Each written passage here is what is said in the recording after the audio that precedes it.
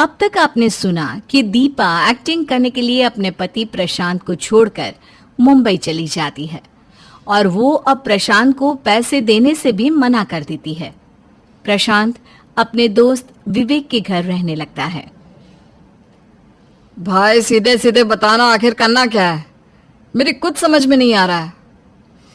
तुझे अपनी पत्नी दीपा पर कोर्ट केस करना होगा। अरे तू पागल हो गया है क्या? मैं अपनी बीवी से बहुत प्यार करता हूं। उसने जो कुछ भी किया वो अलग बात है, लेकिन मेरे बच्चे की माँ है वो। मैं उस पर कोर्ट केस कैसे कर सकता हूं? थोड़ा तो दिमाग से काम ले मेरे दोस्त। तू जिस बच्चे की बात कर रहा है उस बच्चे के साथ उसने क्या किया ये तुझे दिखाई नहीं देता। बीमारी में उसे छोड़कर चली गई। अब तेरे पास इस बच्चे के साथ रहने के लिए घर तक नहीं है। कैसी माँ है वो? लेकिन कोर्ट केस करने से क्या मिलेगा? जब वो हमारे साथ रहना ही नहीं चाहती तो जबरदस्ती इन सब मामलों में उसे घसीटने से क्या होगा? देख प्रशांत, तू मेरा सबसे अच्छा दोस्त है और मैं कभी नहीं चाहूंगा कि तेरी जिंदगी में कुछ भी गलत हो। और इस वक्त जो मैं तुझे समझा रहा हूं, यकीन मान तेरे भले के लिए कह रहा हूं मैं। लेकिन मुझे ये सब करने का मन बिल्कुल भी नहीं है।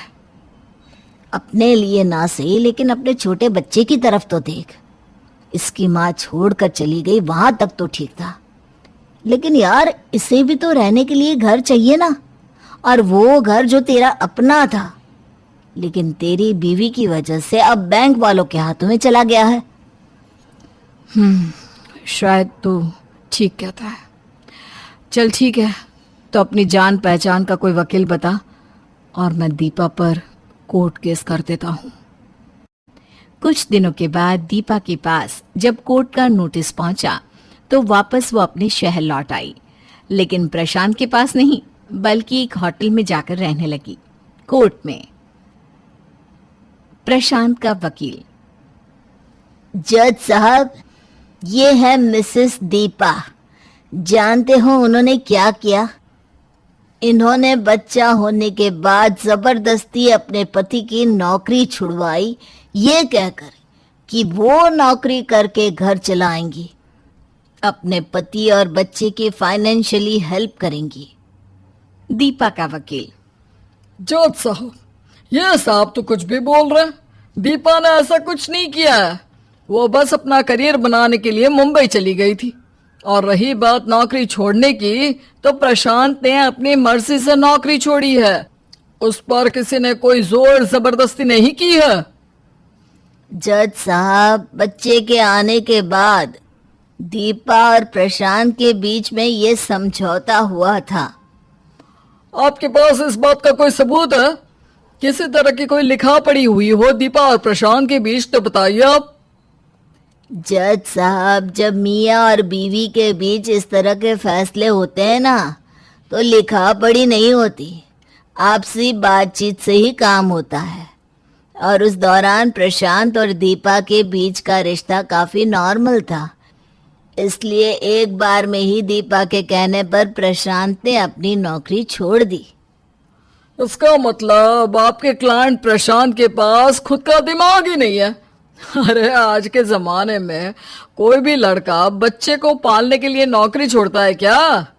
आपका क्लाइंट झूठी मूठी कहानियां बना रहा है, क्योंकि मेरी क्लाइंट बहुत बड़ी हीरोइन बन गई है। उनके पास रुपए पैसे की कोई कमी नहीं है, तो वो उनसे पैसा ऐंठना चाहता है।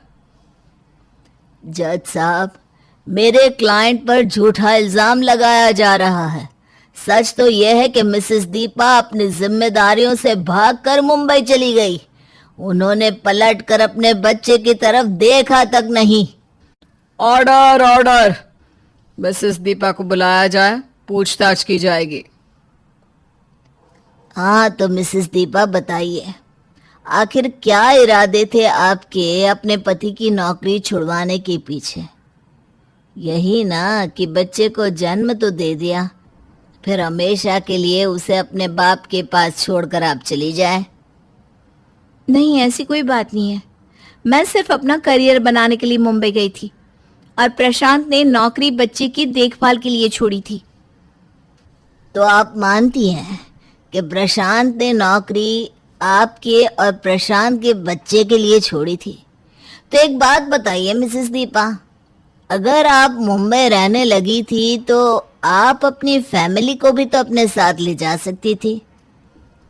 हाँ, लेकिन मैं एक एक्ट्रेस हूँ, मुझे कई सारी बातें मीडिया से छुपा कर रखनी पड़ती है। सुना आपने जज साहब, मिसेस दीपा की बातों से साफ साफ जाहिर होता है कि सिर्फ मीडिया और इंडस्ट्री से इस बात को छुपाने के लिए कि वो शादीशुदा हैं, उन्होंने अपने पति और बच्चे को यहीं छोड़ दिया। ऑब्जेक्शन माय लॉर्ड, मेरे क्लाइंट पर उल्टे सीधे इल्जाम लगाए जा रहे हैं। उनके कहने का यह मतलब बिल्कुल नहीं है। और ठीक है, अगर वो मुंबई में अकेली भी रहती हैं तो इससे यह कैसे साबित होता है कि उन्होंने अपने पति और बच्चे की जिम्मेदारी से हाथ पीछे कर लिए? वो इस तरह साबित होता है माय लॉर्ड कि मिसेस दीपा ने घर की ईएमआई के लिए पैसे देना बंद कर दिया, जिसकी वजह से उनके पति और बच्चे को अपना घर छोड़ना पड़ा और वो अपने एक दोस्त के घर में रहते हैं। मिस्टर प्रशांत को बुलाया जाए, आगे की कार्यवाही के लिए उनसे पूछताछ की जाएगी। मिस्टर प्रशांत, क्या कहेंगे आप? नौकरी छोड़कर बैठे हैं और सारा इल्जाम बीवी के ऊपर। कमाल के आदमी निकले यार आप तो। मैंने ऐसा कुछ नहीं किया है। मैं अपनी बीवी से बहुत प्यार करता हूं और मैं हमेशा से चाहता था कि वो हमारे साथ रहे, लेकिन हीरोइन बनने का फितूर उसके दिमाग में ऐसा चढ़ा कि वो अपने परिवार को ही भूल गई। देखिए मिस्टर प्रशांत, ये कोर्ट है और यहां पर इमोशनल बातों के लिए कोई जगह नहीं। आप ये बताइए कि आपके घर की ईएमआई ना देने की वजह से आपका घर बैंक वालों ने वापस ले लिया या फिर कुछ और ही मसला है? आप कहना क्या चाहते हैं वकील साहब? और क्या बात हो सकती है? कहीं ऐसा तो नहीं कि आपने सारा पैसा अय्याशियों में उड़ा दिया हो और कर्जा ना चुका पाने के कारण बैंक ने आपका घर जब्त कर लिया? जज साहब, ये मेरे क्लाइंट से किस तरह की बात की जा रही है? मैं आपको साफ साफ बता चुका हूं कि मिसेस दीपा ने घर की ईएमआई के पैसे नहीं दिए और इसलिए बैंक ने मिस्टर प्रशांत और मिसेस दीपा का घर जब्त कर लिया। आपके पास कोई सबूत है मिस्टर प्रशांत? आपके पास कोई सबूत है? और अगर है तो प्लीज अदालत में पेश कीजिए। माफ कीजिए, मेरे पास कोई सबूत नहीं है। तभी अचानक से विवेक वहां पर पहुंचता है। जज साहब, मेरे पास सबूत है। वो क्या है ना, मेरा दोस्त अपनी बीवी से बहुत प्यार करता है, खुद अपनी जिंदगी बर्बाद कर देगा लेकिन उसके खिलाफ एक शब्द नहीं सुनेगा। ये रहे घर के पेपर्स और उसके साथ अटैच डॉक्यूमेंट्स। इन पर साफ साफ लिखा है कि घर को बैंक ने इसलिए जब्त किया है क्योंकि इसकी ईएमआई मिसेस दीपा ने दी ही नहीं। उसके बाद वो डॉक्यूमेंट्स कोर्ट में सबमिट हो जाते हैं और दीपा को ये आदेश मिलते हैं कि वो घर के सारे पैसे चुकाएगी। मजबूरी में दीपा को कोर्ट के आदेश मानने पड़ते हैं। कुछ साल इसी तरह निकल जाते हैं, लेकिन वक्त बदलता है। अब दीपा के पास एक्टिंग के कोई ऑफर्स नहीं आते, उसके सारे पैसे भी खत्म हो जाते हैं और एक बार फिर से वो मुंबई से लौटकर अपने घर यानी कि प्रशांत और अपने बेटे के पास आती है। प्रशांत, मुझे माफ कर दो, मैं तुम्हारे साथ रहना चाहती हूँ। क्या हुआ दीपा, अचानक इस तरह? और तुम्हारी ये हालत, तुम्हारे चेहरे को क्या हो गया? तुम्हारा शरीर इतना थका हुआ और कमजोर। वो 4 दिन की चांदनी वाली जिंदगी थी प्रशांत। जब तक मेरे हाथ में एक्टिंग थी तब तक सब कुछ ठीक था, लेकिन जैसे ही कुछ दिनों तक किसी फिल्म का ऑफर नहीं मिला, इंडस्ट्री ने मुझे निकाल कर बाहर कर दिया। तो तुम यहाँ क्या करने के लिए आई हो दीपा? यहाँ तुम्हारे लिए कुछ नहीं है मेरे पास। लेकिन तुम और मेरा बेटा तो हो ना प्रशांत, मुझे तुम लोगों के साथ रहना है। देखो दीपा, मैंने तो हमेशा तुमसे प्यार किया और तुम्हारी हर गलती को माफ कर दिया, लेकिन अब सवाल हमारे बेटे का है। और मैं अपने बेटे के साथ रहूंगा। मैं भी तो तुम्हारे और अपने बेटे के साथ रहना चाहती हूँ। तभी प्रशांत और दीपा का बेटा वहां पर आ जाता है। बेटा, तुम मम्मा के साथ रहोगे ना? देखो, मम्मा तुमसे बहुत प्यार करती है। नहीं, अब बहुत गंदी है। अब मुझे छोड़कर चली गई थी। अब मुझे आपके साथ नहीं रहना। मुझे पापा के साथ रहना है। प्रशांत, प्लीज मुझे माफ कर दो। मुझे अब तुम लोगों के साथ रहने दो। नहीं दीपा, बहुत देर हो चुकी है। याद करो वो दिन, मैंने तुम्हारे सामने कितने हाथ जोड़े थे, लेकिन तुमने मेरी एक बात नहीं सुनी। अब मैं दोबारा तुम पर भरोसा नहीं कर सकता। कहानी मीरा की है, जिसे सिर्फ पढ़ने का शौक था। वो खूब पढ़ती, दिन रात मेहनत करती, और फिर एक दिन, माँ, मेरी नौकरी लग गई, मैं तो चली बॉम्बे। अरे तू ना पागल हो गई है? पता है वहां का खर्चा कितना है? कमाई जितनी नहीं उतना तो रहने खाने में ही निकाल देगी। तो तुम लोग हो ना, कुछ कम पड़ी तो कर देना मनी ऑर्डर। हाँ, यहाँ तो पहाड़ है ना पैसों का। सारा पैसा पढ़ाई में लगा दिया, अब पालने में भी ना ना ना ना। तभी वहां पिता आ जाते हैं। देखो, मेरा के लिए रिश्ता आया है, वो भी बॉम्बे का। लड़की हमारी माया नगरी जाएगी। मैं शादी करने के लिए तैयार हूँ, कर दो शादी। ये तो वही बात हो गई कि छाता खोला और बारिश भी हो गई। क्या छाता, क्या बारिश, कुछ तो बताओ। अरे नहीं जी, आप तो रहने ही दो, चलो बिट्टू। फिर क्या, बॉम्बे जाने की शौकीन मीरा की शादी हो जाती है बॉम्बे के जतीन से। शादी के बाद, यार कितना महंगा शहर है, मन कर रहा है गांव वापस चले। कैसी बात कर रहे हो? इतनी पढ़ाई लिखाई गांव में रहने के लिए थोड़ी न की है। यही काम करेंगे, पैसे कमाएंगे और अमीर बनेंगे। तभी सास आ जाती है। हाँ, अमीर बनेंगी। अरे इस शहर में 2 वक्त की रोटी मिल जाए वही बहुत है। माँ, मीरा ठीक ही तो कह रही है। वैसे भी गांव में रखा ही क्या है। नहीं ठीक है, यहीं रहेंगे। वैसे आज खाने में क्या बन रहा है? तभी पड़ोसी आते हैं और, अरे क्या महक रहा है, बिहारियों के घर से बड़ी अच्छी खुशबू है। आइए आइए, आप लोगों ने वड़ा पाव तो खाया ही होगा। आज माँ और मीरा के हाथ के लिट्टी चोखा खाइए, और यह चमत्कारी चाय लीजिए। सभी खाना खाते हैं और चाय पीते हैं। क्या मिलाया है इस चाय में? ये तो जादू है, जादू। जादू है तभी तो, सीक्रेट है। क्यों माँ? सास भी बहू की बात पर हामी दे देती है। और फिर एक रोज दूसरी पड़ोसन, अरे मीरा, आज चाय नहीं पिलाओगी क्या? अरे क्यों नहीं चाची, घर आइए। वैसे भी इस वीरान से शहर में कोई मिल जाए, 2 बातें कर ले तो क्या कहना, वरना हमारे बिहार में तो गैस पर पतीली रखी ही रहती थी। मोहल्ले के सभी लोगों को मीरा के हाथ की चाय लाजवाब लगती थी। लेकिन फिर एक रोज, मीरा यार, सब कुछ खत्म समझो।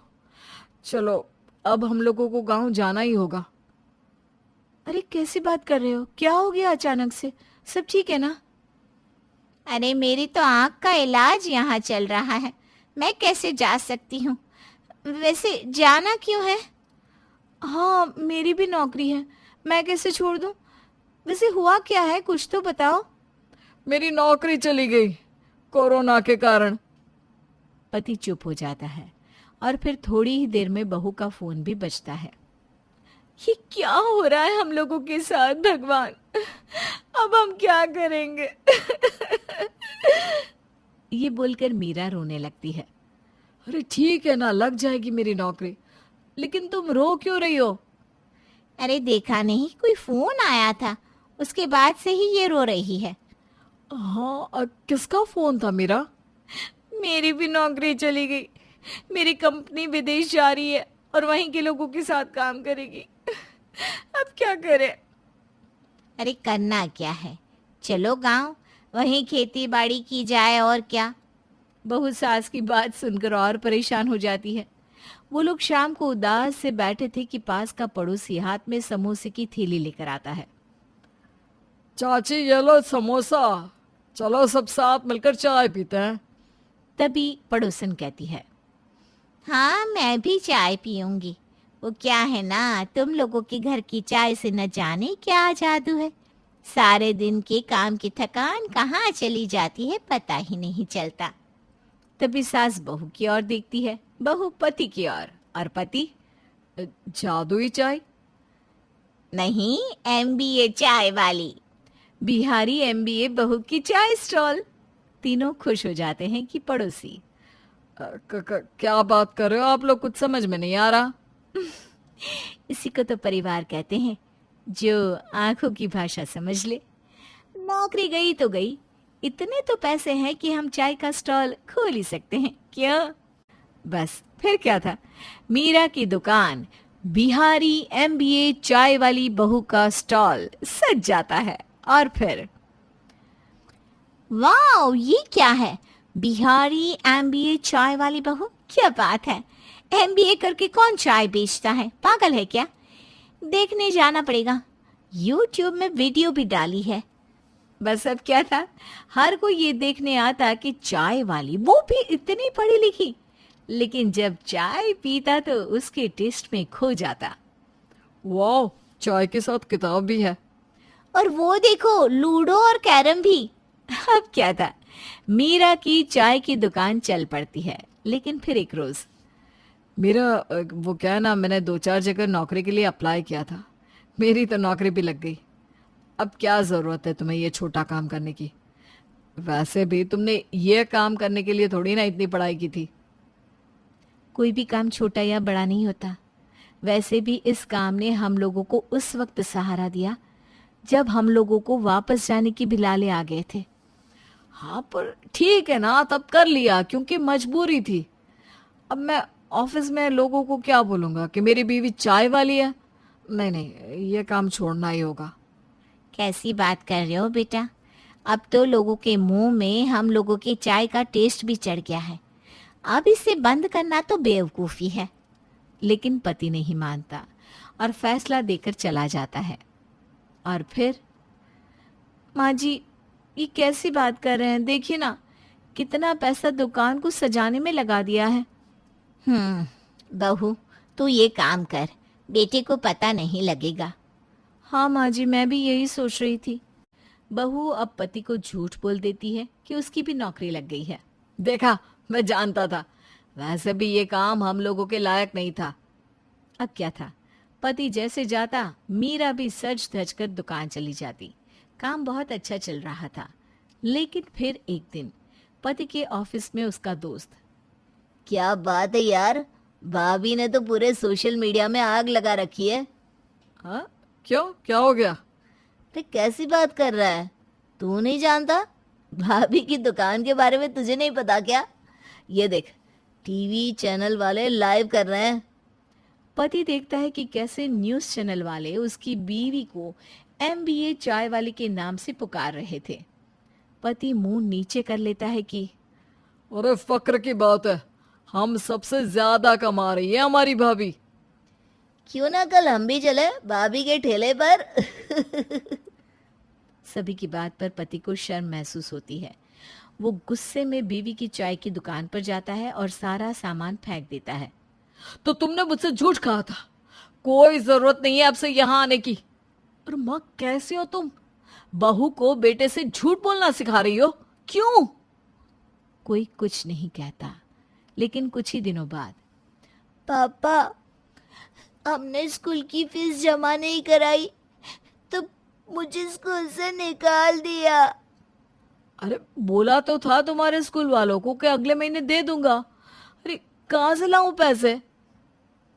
मेरी सैलरी से भी घर चलाना मुश्किल हो रहा है। माँ का इलाज भी रुक गया है।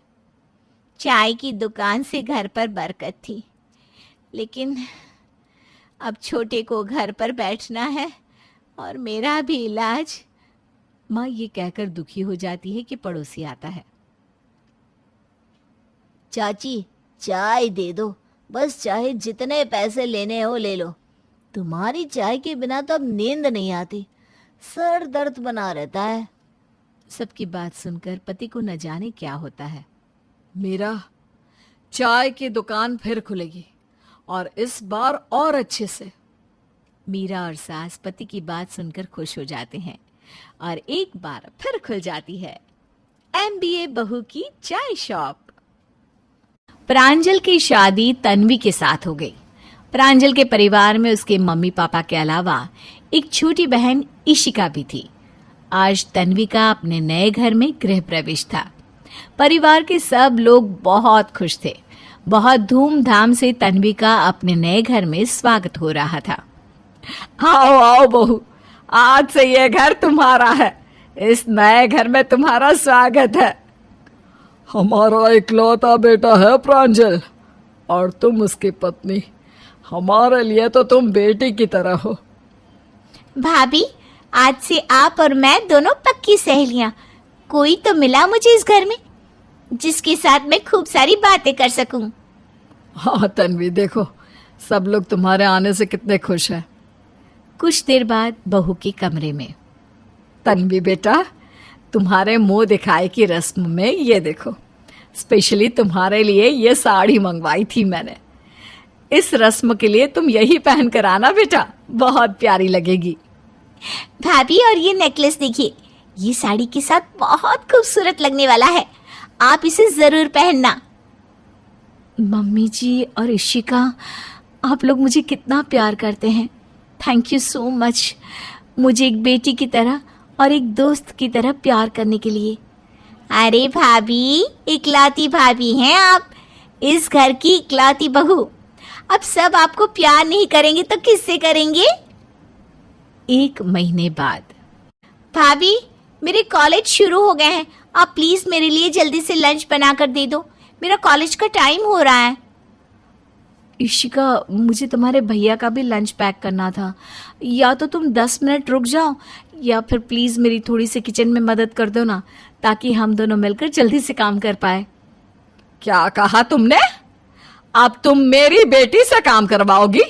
तुम्हें दिखता नहीं वो कॉलेज जा रही है? देखो तन्वी, घर की बहू तुम हो, घर के काम तुम करोगी, हमारी बेटी इशिका नहीं। ठीक है मम्मी जी, आगे से ध्यान रखूंगी। प्रांजल, प्लीज आप मेरी थोड़ी सी मदद कर दो ना। पागल हो गई हो तुम? मैं घर का बेटा होकर तुम्हारे साथ रसोई में काम करूंगा? चुपचाप जाकर अपना काम करो। मम्मी जी, मैं सच में इतनी जल्दी सबका खाना नहीं बना पाऊंगी। ज्यादा कुछ नहीं तो आप ये सब्जी काट कर ही दे दो, बाकी सब मैं कर लेती हूँ। बहुत जुबान चलने लगी है तेरी। अपनी सास को ऑर्डर देती है सब्जी काट कर दे दो। अरे जा जाकर चुपचाप खाना बना। जल्दबाजी में तन्वी की उंगली चाकू से कट जाती है। प्रांजल, मेरी उंगली में चोट लग गई, प्लीज कुछ लगा दो, बहुत दर्द हो रहा है। बहाने खूब बना लेती हो बहू। उंगली काट के रख ली ताकि काम ही ना करना पड़े। भाभी, आप अपनी उंगली बाद में संभालना, पहले जल्दी से मेरा काम करो। इस घर में कोई मेरी प्रॉब्लम नहीं समझता, बस काम करने की मशीन बनकर रह गई हूँ। शुरू में तो सब कुछ कितना अच्छा था। 6 महीने बाद। अरे बहू, वो मैंने घर की नौकरानी को छुट्टी दे दी है। अब से झाड़ू पोछा तुम ही किया करना। लेकिन मम्मी जी, घर का पहले ही बहुत सारा काम होता है, मैं कैसे कर पाऊंगी? अरे मम्मी को जवाब देती हो, और करती क्या हो तुम सारा दिन घर में? आप ऐसा क्यों कह रहे हैं? घर के सारे काम मैं ही तो करती हूँ, और कौन करता है भला? आप ही बताइए। बहू, तुम तो सीधे सीधे अपनी सास और ननद की बुराई कर रही हो अपने पति से, और वो भी हमारे सामने। अरे इसके बहुत पर निकल आए हैं जी। कुछ दिन घर के काम में लगी रहेगी ना तो इसकी जुबान अपने आप बंद हो जाएगी। मम्मी जी प्लीज, घर की साफ सफाई और झाड़ू पोछे के लिए तो काम वाली को आने दीजिए, मुझसे नहीं हो पाता। इसका फैसला मैं करूंगा, और मेरा फैसला यह है कि घर में कोई काम वाली नहीं आएगी, सारा काम सिर्फ तुम करोगी। और खबरदार जो मेरी बहन या मम्मी से काम करने के लिए कुछ भी कहा तो। ऐसा लगता है जैसे मैंने शादी नहीं की, मुझे मेरे किसी अपराध के लिए सजा मिल रही है। मेरी जिंदगी किसी कैदी की तरह हो चुकी है, दिन रात काम और दूसरों के ताने सुनना। क्या होगा मेरा? कुछ दिनों के बाद प्रांजल, वो मैं ये कह रही थी कि मैं नौकरी करना चाहती हूँ। मैंने एक जगह टीचर की जॉब के लिए अप्लाई भी किया था और उन लोगों ने मुझे सिलेक्ट कर लिया है। अगर तुम नौकरी करने चली गई तो घर का काम कौन करेगा? खाना कौन बनाएगा? प्रांजल, पढ़ी लिखी हूँ मैं और इस तरह घर के काम करके अपनी जिंदगी बर्बाद नहीं कर सकती। आपको दिखाई नहीं देता इस घर में मेरे साथ किस तरह का व्यवहार होता है? बहू, तुम कहना क्या चाहती हो? और वैसे भी ये नौकरी करने के सपने देखना बंद कर दो। इस घर का वंश आगे नहीं बढ़ाना क्या? 1 साल हो गया है शादी को, अभी तक मैंने अपने पोते का मुंह भी नहीं देखा। लेकिन मम्मी जी, एक औरत का काम सिर्फ बच्चा पैदा करना या घर के काम करना थोड़ी ना होता है। प्रांजल, अपनी पत्नी को समझा कर रख, बहुत जुबान चलती है आजकल।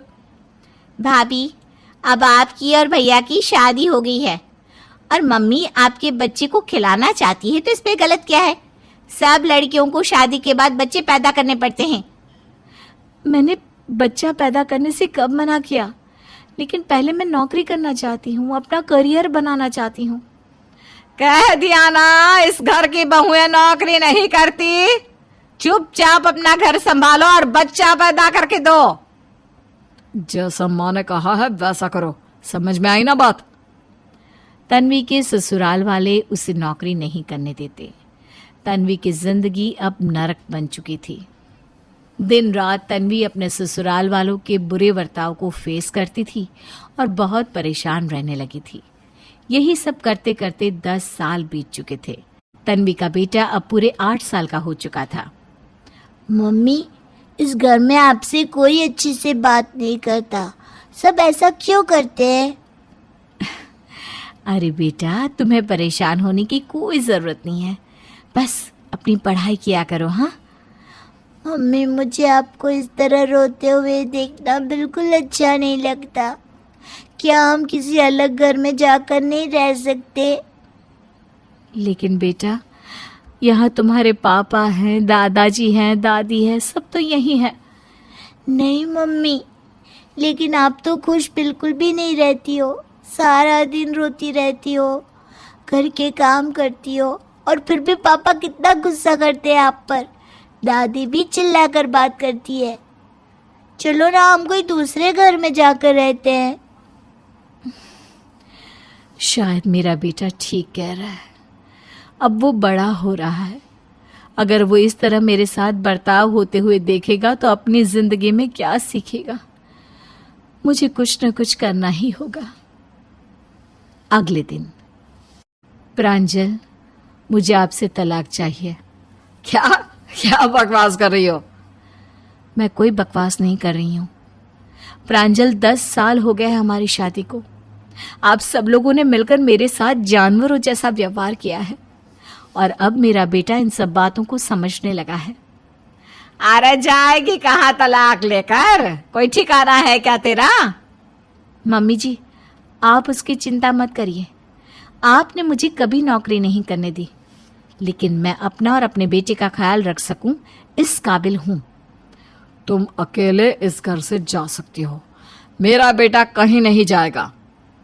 नहीं पापा, आप बहुत गंदे हैं, हमेशा मम्मी को डांटते हैं। मैं आपके साथ नहीं रहूंगा, मैं अपनी मम्मी के साथ जाऊंगा।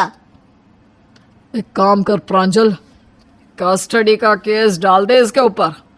देखता है कि कैसे हमारे पोते को लेकर जाती है। मैं अपने बेटे को लेकर इस घर से दूर चली जाऊंगी।